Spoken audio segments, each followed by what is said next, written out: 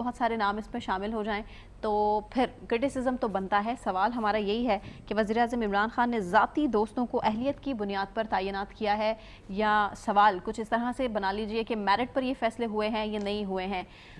راشد, آپ کے مطابق یہ فیصلے میرٹ پر ہوئے؟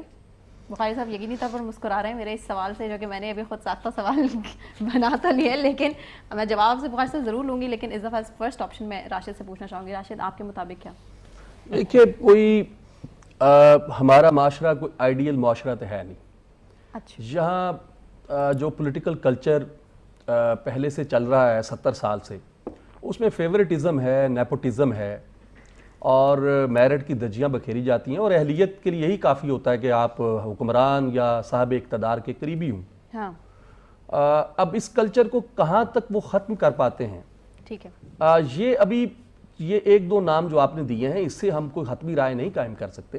دیکھیے, جو نعیم الحق صاحب کا آپ نے حوالہ دیا ہے, وہ تحریک انصاف کے ان کے بنیادی ساتھیوں میں سے ہیں, اور بڑے کروشل وقت میں ان کے ساتھ رہے. ضرور ان کی ذاتی دوستی ہوگی, تعلقات ہوں گے, لیکن اگر آپ ویسے دیکھیں ہسٹوریکلی تو وہ بہت انہوں نے سیکریفائز کیا. لیکن راشد, بہت سارے لوگوں کو امید تھی, یا یوں کہہ لیجئے کہ پاکستان تحریک انصاف کے ورکرز کو, ان کے سپورٹرز کو امید یہی تھی کہ اس طرح کا ڈیسیجن نہیں لیا جائے گا وزیر اعظم عمران خان کی جانب سے, اور اگر اس طرح کی کوئی بات ہوئی بھی تو اس کو اوبویسلی سنپ کیا جائے گا, لیکن معاملات تو کچھ اور نظر آ رہے ہیں. لیکن اب پارٹی کے اندر جب آپ کے پاس بہت سارے آپشنز ہوتے ہیں نا, تو آپ نے اپنی ٹیم سلیکٹ کرنی ہوتی ہے, انہی لوگوں میں سے لینا ہوتا ہے نا. کمپیٹنٹ ہے آپ کے مطابق, کمپیٹنٹ ہیں یہ لوگ؟